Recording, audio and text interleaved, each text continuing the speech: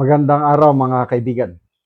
Bigyan natin ng reaction opinion itong video posted by E.B. Hugalbot. Interview ng ANC kay Congressman Edgar Erese. Yung hindi siya susuporta o hindi siya sang-ayon sa tambalang Marcos at Dilawan sa susunod na election. No way. At sabi niya, kung sakaling mag-koalisyon ang Marcos at Dilawan, mananalo si BP Sara. Pakinggan natin siya. The greatest heist in the history of infrastructure and national budget will be a kiss of death to whoever will be the candidate of President Marcos. But what if there is a coalition between the Liberal Party and the administration? Will you support it? Well, if we support the administration, then we are part of the greatest heist. We'll be part of it. But if that is the only way to defeat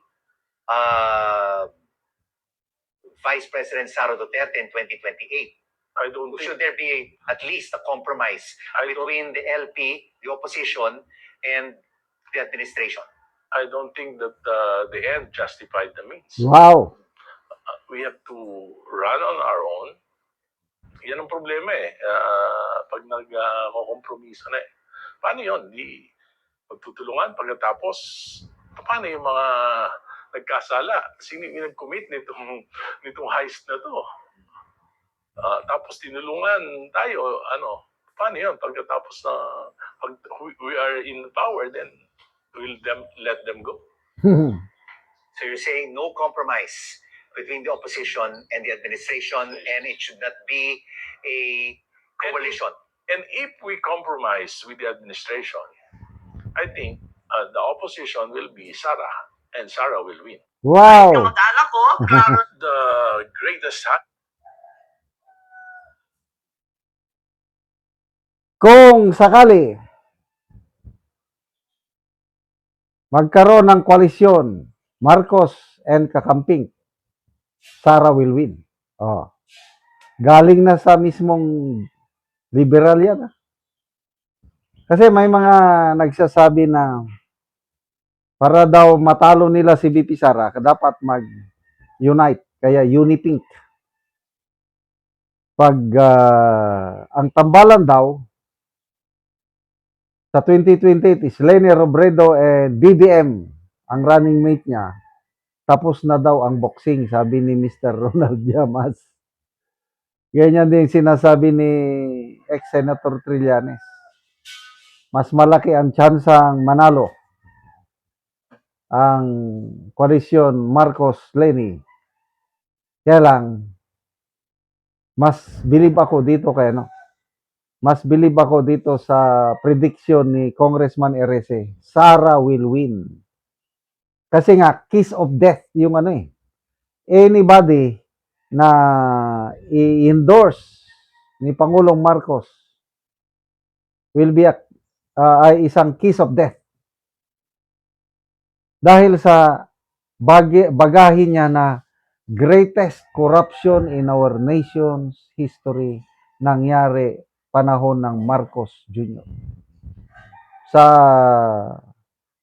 salita o pahayag ni Professor Winnie Monsod nung EDSA celebration nitong Pebrero, sabi niya ang pinakamalaking korupsyon sa bansa ay nangyari noong panahon ng Marcos Sr.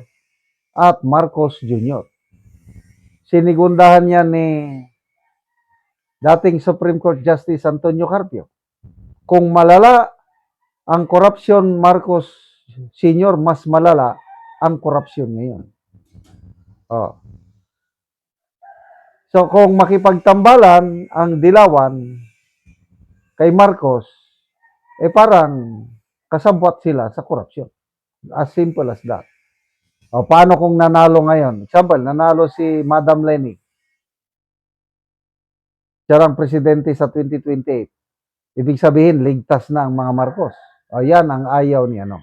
Yan ang ayaw ni Congressman Edgar Erese. Ang gusto niya is mapanagot.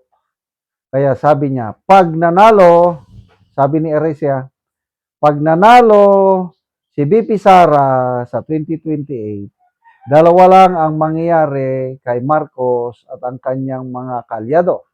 Yung mga na-involve sa corruption. It's either makukulong sila or mag-exile na lang. Hawaii Part 2. So, problema ngayon, si Madam Lenny na malakas na kandidato nila, ayaw tumakbo. Isa pa, si Senator Rapi Tulfo na malakas din siya sa survey, ayaw ding tumakbo. Kung sino pa yung malalakas na kalaban ni BP Sara, yun ang ayaw tumakbo. Ibig sabihin, hinahanda na ng Panginoon ang daanan para maging smooth ang pagtakbo ni BP Sara sa 2028. O, pati yung no election or yung charter change na pinaplano nila, nag-uusap pa lang na bulgar na. Meeting pa lang, nalaman na natin, maganda yung diskarte ni BP Sara, ni Senator Amy sa plenary debate sa Senado kahapon. Nagpalabas siya ng controversial video, nag-react ang mga minority senator, sabi nila, ayaw namin ng charter change. Huwag nyo kaming idamay yan. O, nagkasundo sila. O, nagkaisa ang minority at majority na no to charter change. Mag-election tayo sa 2028. O, ano pa ngayon? Hello? Powers that be sa palasyo. Hello, mga kongresista. Ano? What's the next plan? Oh, SP Brave 13, SP Cayetano, nagsalita. Handa kaming makipagtulungan. Kahit kanino, huwag nyo lang kaming diktahan. Huwag nyong hawakan aming leeg pagdating sa usapin ng charter change dahil hindi nyo kami madidiktahan.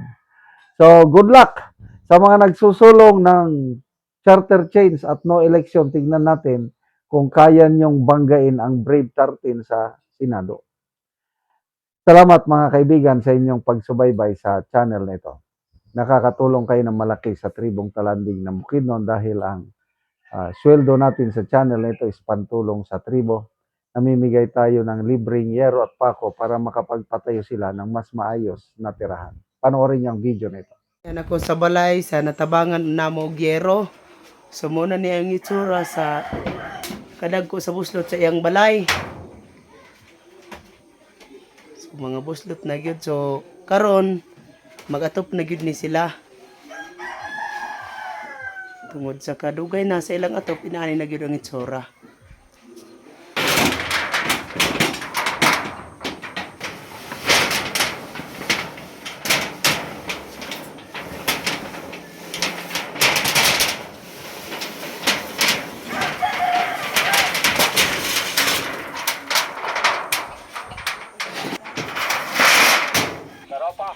Karon mo na ni ang ngero nga mong gihatag nga ilang iatop karon.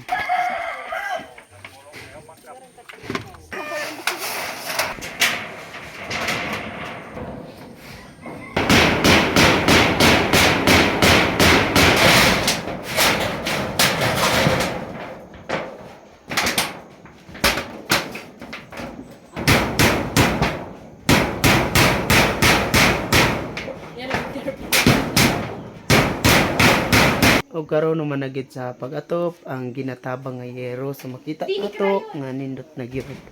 Atop na gyud sila. Salamat sa nagtabang sa sin sa paghatag sa Ginoo sa usa ka tawo na pinaagi nga akong dili na gid maulanan. Kami nga dili nagpuyo sa balay nga mailisan na ang kadugayon sa among atop sa among balay nga sin hinaot nga mapadayon kini. Naapay mga tao nga matabangan pag yun So, Maginaot mi sa sunod. so pila na to katuig ang imong atop Bali na pulo na to katuig ang akong atop sa akong balay niya. bago pa napulihan? Ay hapagid nailisan kay tungod sa kawadon Mm.